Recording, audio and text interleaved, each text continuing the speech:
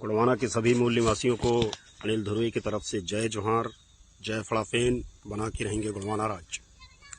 साथियों, आज 1 नवंबर है और 1 नवंबर के दिन ही हमारे इस मध्य प्रदेश राज्य का स्थापना हुआ था। सारे देशवासी, सारे मध्य प्रदेश के प्रदेशवासी और छत्तीसगढ़ राज्य के वासी सभी सभी कोई मध्य प्रदेश स्थापना दिवस मना रहा है तो कोई छत्तीसगढ़ राज्य स्थापना दिवस मना रहा है। लेकिन सबसे महत्वपूर्ण सवाल ये है साथियों कि जब 1 नवंबर सन 1956 को भाषावार प्रांतों का गठन किया गया था, उस समय इस देश के मध्य भारत में बहुतायत मात्रा में गोंडी भाषा बोलने वालों को गुड़वाना प्रदेश क्यों नहीं दिया गया? वो कौन लोग थे जो गुड़वाना प्रदेश को नहीं बनने देना चाहते थे? गुड़वाना की सांस्कृतिक विरासत को, गुड़वाना की जो भाषा है, गुड़वाना की जो संस्कृति है, गुड़वाना के जो जल जंगल जमीन है, इनको सुरक्षित रखते हुए नहीं देखना चाहते थे। इस सवाल के ऊपर आज अपन लोग चिंतन करेंगे। 1 नवंबर सन 1956 को भाषावार प्रांतों का गठन हुआ। बंगाली बोलने वालों को बंगाल मिला, तमिल बोलने वालों को तमिलनाडु मिला, हाक्के उड़िया बोलने वालों को उड़ीसा मिला, कन्नड़ बोलने वालों को कर्नाटक मिला, मलयालम बोलने वालों को केरला मिला, पंजाबी बोलने वालों को पंजाब मिला, गुजराती बोलने वालों को गुजरात मिला। लेकिन गोंडी भाषा बोलने वालों को गुड़वाना प्रदेश क्यों नहीं मिला? ये सवाल आज गुड़वाना का जो युवा वर्ग है, युवा पीढ़ी है, इस सवाल का जवाब अपने आप में तलाशने का प्रयास करना चाहिए साथियों। आखिर वो कौन लोग थे? क्यों गुड़वाना प्रदेश नहीं बनने देना चाहते रहे? साथियों, आप लोगों को बताना चाहूंगा मैं, इस देश के अंदर गुड़वाना राज्य की बात को सबसे पहले पानावरस रियासत के राजा लाल शाह श्याम जी ने नेहरू मंत्रिमंडल में रखा था और दमदारी से उन्होंने अपनी बात को रखा था।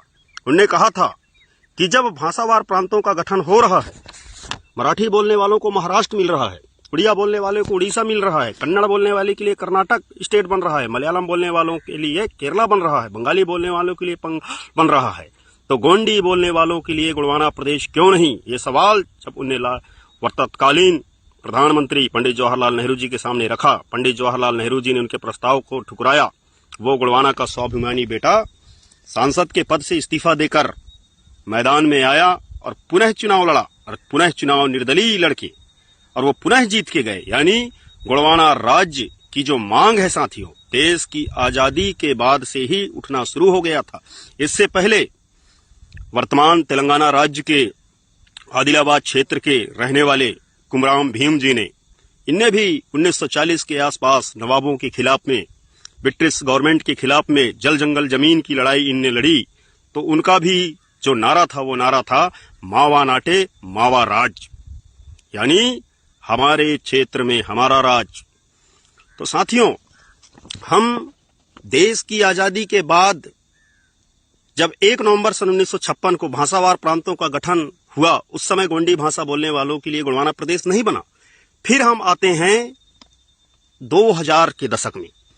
1 नवंबर 2000 को तत्कालीन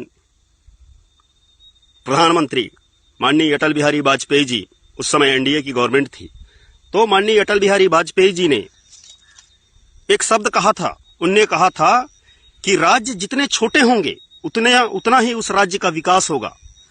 इस विचार को मूर्त रूप देने के लिए उनने छत्तीसगढ़ से पृथक काट के, मध्य प्रदेश से पृथक काट के एक छत्तीसगढ़ राज्य बना, उत्तर प्रदेश से अलग एक उत्तरांचल राज्य बनाया गया और बिहार से अलग काट के एक झारखंड स्टेट बनाया गया। मैं आप लोगों को छत्तीसगढ़ राज्य के बारे में बताना चाहूंगा साथियों। छत्तीसगढ़ राज्य की लड़ाई किसी ने नहीं लड़ी है। छत्तीसगढ़ राज्य की लड़ाई किसी ने नहीं लड़ी। मात्र ये जो गुड़वाना राज्य की मांग लगातार गुड़वाना समग्र विकास क्रांति आंदोलन के माध्यम से यहाँ के राजनेता, यहाँ के साहित्यकार, यहाँ के संस्कृति कर्मी, यहाँ के युवा वर्ग के लोग जब लगातार गुड़वाना राज्य की बात को उठाने लगे, तो तत्कालीन अटल बिहारी वाजपेयी की सरकार ने मध्य प्रदेश को काट के पृथक छत्तीसगढ़ राज्य बना दिया। यही स्थिति 1 नवंबर सन 1956 से पहले भी था। राजा लाल शाह श्याम जी, बसंतराव उइके जी, इन लोगों ने भी गुड़वाना राज्य की बात किया। उनकी बात को भी आज आप देखिए पूरा तेलंगाना का जो एरिया है, आपका वारंगल से लेकर भद्रांचम से लेकर आदिलाबाद हो गया, आपका पश्चिम गोदावरी जिला हो गया, ये टोटल गोंडी भाषी एरिया है। हमारा जो महाराष्ट्र का जो विदर्भ क्षेत्र है, विदर्भ क्षेत्र टोटल गोंडी भाषी एरिया। यानी गोंडवाना के जो लोग थे, गोंडवाना की जो संस्कृति रही, गोंडवाना में रहने वाले जो लोग थे, इन लोगों को कम से कम 4 से 5 भागों में डिवाइड किया गया। एक, कुछ लोगों को महाराष्ट्र में, कुछ लोगों को तेलंगाना में, कुछ लोगों को मध्य प्रदेश में, कुछ लोगों को छत्तीसगढ़ में, कुछ लोगों को उड़ीसा में, कुछ लोगों को आपके उत्तर प्रदेश में, ये बांट के रखा गया। तो ये सबसे बड़ा सवाल है कि आखिर ये गोंडवाना राज्य क्यों नहीं बना? वो कौन षड्यंत्रकारी लोग थे जो गोंडवाना राज्य को नहीं बनने देना चाहते, या गोंडवाना राज्य के बन जाने से, या गोंडवाना राज्य के बन जाने से गोंडवाना के जो मूल निवासी हैं, इन मूल निवासियों का जो स्वाभिमान जगेगा, इनके स्वाभिमान के जाग जाने से किनको नुकसान है? वो कौन लोग हैं? इतिहास में छिपे हुए इस रहस्य का जब तक हम लोग पर्दाफाश नहीं करेंगे साथियों, तब तक गोंडवाना राज्य का जो सपना है, ये सपना साकार नहीं होगा। ये आज गोंडवाना गणतंत्र पार्टी के माध्यम से, गोंडवाना गणतंत्र पार्टी युवा मोर्चा के माध्यम से मैंने 1 अगस्त 2021 को गोंडवाना के युवाओं के साथ में मिलकर मध्य प्रदेश के मंडला जिला, जो गोंडवाना की सांस्कृतिक राजधानी है, वहां से हम 9 दिन तक गोंडवाना राज संकल्प यात्रा को लेकर निकले और देखे। फिर उसकी पुनरावृत्ति 2022 में हमने फिर किया। और मैं युवा साथियों से अपील करना चाहता हूं कि साथियों, आओ मिले, मिलजुल करके जो ये गोंडवाना राज्य का संकल्पना रहा, ये गोंडवाना राज्य की जिस संकल्पना को लेकर बाबूराम सेठमाके जैसे लोग, वीर गुंडाधुर जैसे लोग, वीर नारायण सोना खान जैसे लोग, महाराजा शंकर शाह, कुंवर रघुनाथ शाह जैसे लोग हंसते हंसते कोई फांसी पे झूल गया, तो किसी को तोप के मुंह में बांध के उड़ा दिया गया। अपनी मातृभूमि के मान सम्मान के लिए, गोंडवाना के मान सम्मान के लिए, उस सपने को साकार करने के लिए हम लोग एकाकार हों, एक लक्ष्य बनाएं, और वो लक्ष्य हो सिर्फ गोंडवाना राज्य की स्थापना। साथियों, ये गोंडवाना समग्र विकास क्रांति आंदोलन से पहले भी दादा धोकल सिंह मरकाम जी के माध्यम से, गोंडवाना महासभा के माध्यम से गोंडवाना के राजपाट की बात हुई। उनसे पहले भी, उसके बाद में भी हमारे का दादा कंगला माझी जी के नेतृत्व में, अंतर्राष्ट्रीय माझी सरकार के नेतृत्व में गोंडवाना राज्य की बात हुई। लेकिन वर्तमान समय में आखिर ऐसा क्या हुआ कि जो गोंडवाना का युवा वर्ग है, ये गोंडवाना का युवा वर्ग गोंडवाना राज्य के सपने से, या जो सपना उसके अंतस में धड़कना चाहिए था, हृदय का स्पंदन बनके, वो सपना से कैसे दूर हो गया? इस सवाल का जवाब तलाशना आज की युवा पीढ़ी की महती आवश्यकता है। साथियों, गोंडवाना राज्य के साथ ही साथ हम बात करें अगर गोंडी भाषा की, तो देश की आजादी के बाद लगभग जब 8वीं अनुसूची को तैयार किया जा रहा था, उस 8वीं अनुसूची में आज के समय में 22 भाषाएं हैं। उस समय मात्र 14 भाषाएं थीं। देश की आजादी के बाद जब 8वीं अनुसूची को तैयार किया गया, उस समय मात्र 14 भाषाओं को 8वीं अनुसूची में शामिल किया गया था। लेकिन 1967 में 21वां संशोधन करके सिंधी भाषा, जिसको बोलने वाले इस देश के अंदर गिने चुने लोग होंगे, उस सिंधी भाषा को भी संवैधानिक मान्यता दे दिया गया। 1992 में 71वां संशोधन हुआ, भारत संविधान का 71वां संशोधन हुआ, और उस 71वें संशोधन में कोंकणी, मणिपुरी और नेपाली, इन तीन भाषाओं को 8वीं अनुसूची में शामिल किया गया। सोचने वाली बात है, इस देश के अंदर नेपाल में रहने वाले लोग जिनकी भाषा नेपाली है, उस नेपाली भाषा को 8वीं अनुसूची में शामिल किया गया। सिंधी भाषा जो पाकिस्तान में बोला जाता है, वो सिंधी भाषा को भी इस देश में 8वीं अनुसूची में शामिल किया गया। फिर आते हैं भारतीय संविधान के 92वां संशोधन जो 2003 में हुआ था। इस 2003 के संशोधन में बोडो भाषा, डोंगरी भाषा, मैथिली भाषा और संथाली भाषा, इन 4 भाषाओं को संवैधानिक मान्यता दिया गया। मैं आप लोगों का ध्यान इस ओर भी आकृष्ट करना चाहूंगा कि 2003 में जब संविधान का 92वां संशोधन किया जा रहा था, उस समय अटल बिहारी वाजपेयी जी हमारे देश के प्रधानमंत्री हुआ करते थे। उनने कहा था कि इस देश के आदिवासियों के साथ में ऐतिहासिक अन्याय हुआ है, इसलिए इस अन्याय को दूर करने के लिए हम अपने कैबिनेट में अनुसूचित जनजाति मामले का एक अलग मंत्री नियुक्त करेंगे। और उन्होंने फग्गन सिंह कुलस्ते जी को पहला कैबिनेट मिनिस्टर बनाया था। ये फग्गन कुलस्ते जी जिस लोकसभा क्षेत्र से जहां के जनता का प्रतिनिधित्व करते हैं, उस क्षेत्र में सबसे ज्यादा गोंडी भाषा बोला जाता है साथियों। लेकिन दुर्भाग्य की बात है कि फग्गन सिंह कुलस्ते जी कैबिनेट मिनिस्टर रहते हैं, बोडो भाषा, डोंगरी भाषा, मैथिली भाषा और संथाल भाषा को संवैधानिक मिल जाता है, लेकिन गोंडी भाषा को संवैधानिक मान्यता नहीं मिलता। इसलिए गोंडवाना के लोग कभी कभी गुस्से में आकर मंचों में बोल देते हैं कि फग्गन सिंह कुलस्ते गोंडवाना का नालायक बेटा है करके। आज गोंडवाना समग्र विकास क्रांति आंदोलन के माध्यम से गोंडवाना की जो सांस्कृतिक धरोहर रही, गोंडवाना के जो ऐतिहासिक धरोहर रहे, गोंडवाना का जो जीवन दर्शन रहा, गोंडवाना के जो तीज त्योहार रहे, गोंडवाना के जो रीति रिवाज रहे, इनको सहेजने और समेटने का काम वर्तमान समय में युवा पीढ़ी को करना पड़ेगा साथियों। क्योंकि वही समाज संघर्ष कर सकता है जिस समाज का स्वाभिमान जिंदा हो। और स्वाभिमान आपका कब जिंदा होगा? जब आपके सामने आपका जो ऐश्वर्यशाली इतिहास है, उस इतिहास को जब आपके सामने रखा जाएगा, तब आपका स्वाभिमान जिंदा होगा। तो साथियों, मेरा आज इस फेसबुक के माध्यम से लाइव आने के और 2-3 कारण रहे। आप लोगों को मालूम होगा कि 2 जून 2014 में तेलंगाना राष्ट्र का भी निर्माण हुआ था। यूपीए गवर्नमेंट उस समय थी, हमारे मनमोहन सिंह जी देश के प्रधानमंत्री हुआ करते थे। उस समय तेलंगाना राज्य भी बन गया, लेकिन गोंडी राज्य गोंडवाना प्रदेश नहीं बना। क्यों नहीं बना? शायद जो गोंडवाना के मूल निवासी हैं, ये मूल निवासियों को शायद मांगते ना बन रहा हो, या हमारे मांगने का तौर तरीका गलत हो। बहुत सारे लोग गोंडवाना समग्र विकास क्रांति आंदोलन में काम करने वाले लोगों को ज्ञान दिया करते हैं कि हीरा सिंह मरकाम ने बिना समाज को जगाए राजनीतिक दल बना लिया। ये सबसे बड़ी गलती है। गोंडवाना गणतंत्र पार्टी का अगर गठन नहीं हुआ होता तो आज हमारा समाज बहुत आगे चला गया होता।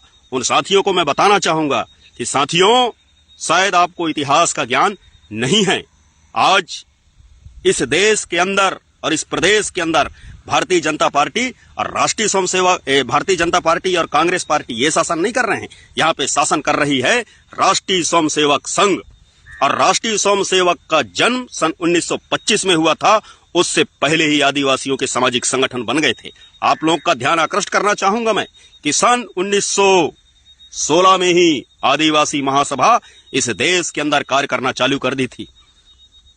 राष्ट्रीय स्वयंसेवक संघ और उसके द्वारा बनाए हुए राजनीतिक दल सन 1910 में ही फुल फ्रेम में आकर राजनीति कर रहे हैं। लेकिन देश की आजादी के बाद से ही 1952 में हमारे पुरखा जयपाल सिंह मुंडा जी ने 32 विधानसभा सीट जीत करके विपक्ष के नेता हुआ करते थे। कौन? डॉक्टर जयपाल सिंह मुंडा। ये सन 1952 की बात कर रहा हूं। तो ये लोग आज जो हमको बोलते हैं कि हीरा सिंह मरकाम ने गोंडवाना गणतंत्र पार्टी नामक राजनीतिक दल बनाकर गोंडवाना आंदोलन को कमजोर किया, ये वो लोग हैं साथियों जो भारतीय जनता पार्टी और कांग्रेस की गुलामी करते हैं, या तो राष्ट्रीय स्वयंसेवक संघ के इशारे में इस गोंडवाना समग्र विकास क्रांति आंदोलन को बदनाम करने की साजिश रचा करते हैं। साथियों, उस समय जब जयपाल सिंह मुंडा जी की राजनीति परवान में थी,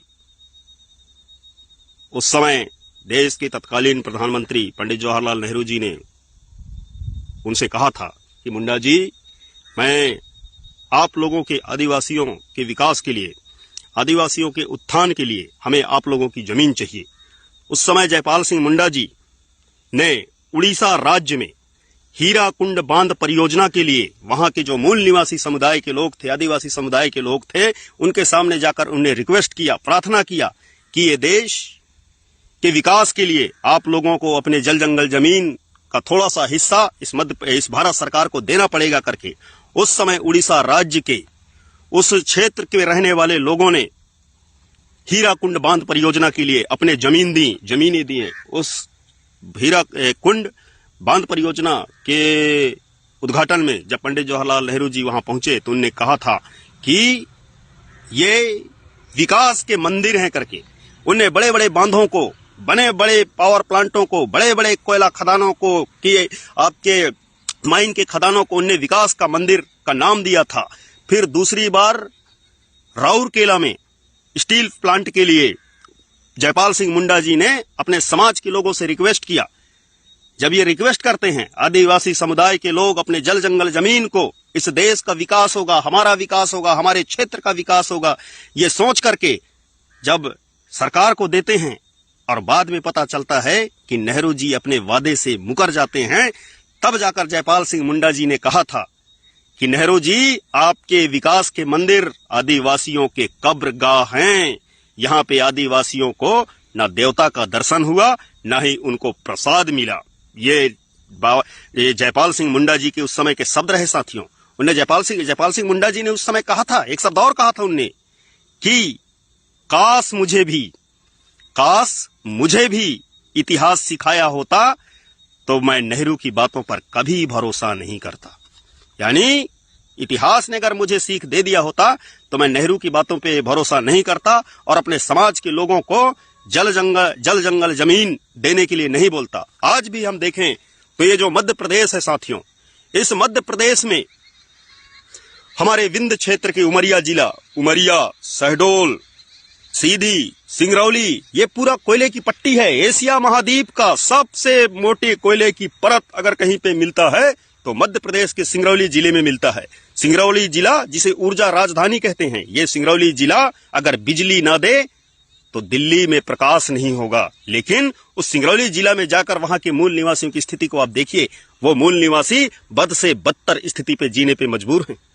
ठीक उसी तरीके से हमारे पूरे एशिया महाद्वीप का सबसे ज्यादा कापर बालाघाट के मलाजखंड एरिया में मिलता है।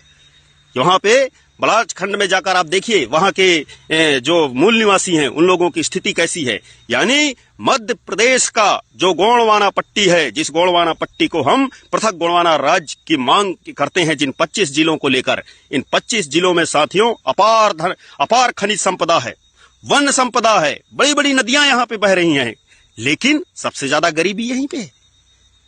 यानी अमीर भूमि में गरीब लोग निवास कर रहे हैं।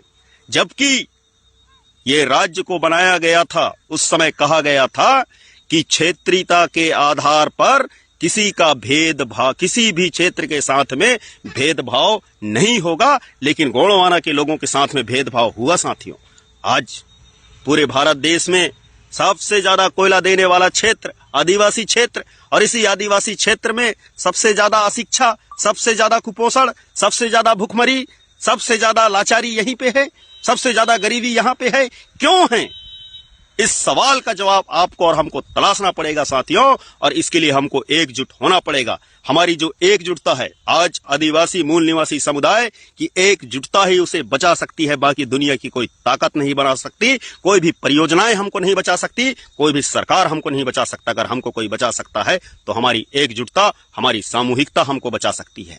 इतिहास के पन्नों का अगर हम अध्ययन करें तो ब्रिटिश गवर्नमेंट के साथ में सबसे पहले लड़ाई लड़ने वाला अगर कोई था तो इस देश का मूल निवासी था, आदिवासी था। अगर उस समय जो आज आदिवासियों को मुख्य धारा में लाने की बात करते हैं, आदिवासी लोग मुख्य धारा में आ जाएं, ऐसे लोग जो शब्द कहते हैं, इनके पुरखा लोग अगर उस समय आदिवासियों के साथ में कंधा से कंधा मिलाकर अंग्रेजों के खिलाफ में लड़ गए होते तो ये देश 15 अगस्त 1947 से पहले आजाद हो गया होता। ये मैं दावे के साथ कह सकता हूं। आज हम देख रहे हैं यहाँ की जो मूल निवासी समुदाय है, इस मूल निवासी समुदाय की स्थिति दिनों दिन बदतर से बदतर होते जा रहा है। पूरे आदिवासी क्षेत्रों में सबसे ज्यादा कुपोषण है तो आदिवासी क्षेत्रों में, और इस सबसे ज्यादा अशिक्षा आदिवासी क्षेत्रों में, सबसे ज्यादा पलायन की समस्या आदिवासी क्षेत्रों में। क्यों? इस सारे सवालों का समाधान अगर कोई है तो वो समाधान है पृथक गोंडवाना राज्य। और ये पृथक गोंडवाना राज्य को बनाने के लिए साथियों मेरे जैसे बहुत सारे युवा कृत संकल्पित हैं, और मैं उन सभी युवा साथियों से अपील करना चाहता हूं कि आइए किसी एक दिन महाजुटान करते हैं, एक साथ बैठते हैं, रणनीतियां तैयार करते हैं, और जो देश की आजादी के बाद हमारे साथ ऐतिहासिक अन्याय हुआ उस अन्याय का प्रतिकार करते हैं। और इस प्रतिकार को करने के लिए जो हमारे पूर्वजों के माध्यम से जिन अस्त्रों और शस्त्रों का इस्तेमाल किया गया था, उन अस्त्रों और शस्त्रों का एक बार फिर से परीक्षण करते हैं और पुनः उसी ताकत के साथ, उसी जोश और जुनून के साथ पृथक गोंडवाना राज्य के लिए लड़ते हैं, जिसका सपना तोप के मुंह में बंधते समय महाराजा शंकर शाह, कुंवर रघुनाथ शाह ने देखा था। जिसका सपना बाबूराम सिडमाके जी ने देखा था, जिस गोंडवाना राज्य का सपना बे नारायण सिंह मरकाम जी ने देखा था, जिस गोंडवाना राज्य का सपना गुंडाधूर और डिबरूधूर जैसे लोगों ने देखा था, जिस गोंडवाना राज्य का सपना राजा लाल शाह श्याम जी ने देखा था, जिस गोंडवाना राज्य का सपना भीमू कुमरे जी ने देखा था, जिस गोंडवाना राज्य का सपना कंगला माझी जी ने देखा था, जिस गोंडवाना राज्य का सपना दादा धोकल सिंह मरकाम जी ने देखा था, जिस गोंडवाना राज्य का सपना दादा हीरा सिंह मरकाम जी ने देखा था, जिस गोंडवाना राज्य का सपना आचार्य मोतीराम कंगाली जी ने देखा था, जिस गोंडवाना राज्य का सपना सुनेर सिंह ताराम दादा ने देखा था, और जिस गोंडवाना राज्य का सपना पुरुषोत्तम सिडमाके जी ने देखा था, उस सपने को साकार करना, क्योंकि वो सपना सिर्फ उनका सपना भर नहीं है साथियों, ये सपना हमारे आने वाली जो पीढ़ी है उस पीढ़ी के भविष्य को सुरक्षित बनाए रखने के लिए नितांत ही आवश्यक है। साथियों, आप लोगों ने मेरी बात को बड़े ध्यान से और गंभीरता से सुना। मैं आप लोगों से गुजारिश करना चाहता हूं कि पृथक गोंडवाना राज्य के लिए, गोंडवाना राज्य को बनाने के लिए, गोंडवाना गणतंत्र पार्टी के लिए या गोंडवाना समग्र विकास क्रांति आंदोलन के लिए आप लोगों के पास में जो भी सुझाव हो, आप बेझिझक मेरे पास में भेजिए। हम सब लोग मिलजुल के, दादा हीरा सिंह मरकाम कहा करते थे कि मुझे एक व्यक्ति का 100% दिमाग, 100% समय और 100% पैसा नहीं चाहिए, मुझे 100 लोगों का 1% दिमाग चाहिए, मुझे 100 लोगों का 1% पैसा चाहिए, मुझे 100 लोगों का सिर्फ 1% समय चाहिए। यानी वो सामुदायिकता की बात करते रहे। क्यों? क्योंकि दादा मरकाम जानते रहे कि सामुदायिकता की बुनियाद पर ही गोंडवाना राज्य का सपना साकार हो सकता है। और इस गोंडवाना राज्य के सपने को साकार करने के लिए यहाँ की जो युवा पीढ़ी है, जो गोंडवाना की युवा पीढ़ी है, गोंडवाना की युवा पीढ़ी का जो धैर्य है, गोंडवाना युवा पीढ़ी की जो दूरदृष्टि है, वो उस सपने को परवाज देंगे करके ये दादा मरकाम जी जानते थे।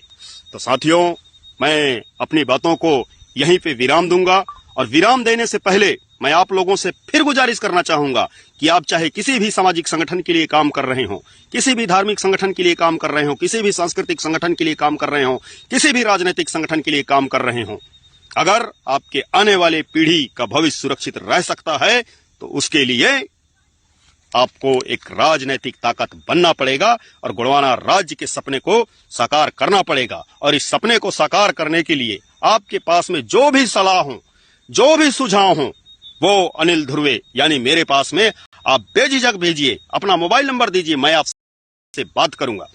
इसी के साथ आप सभी लोगों को जय सेवा, जय फड़ाफेन, जय गोंडवाना।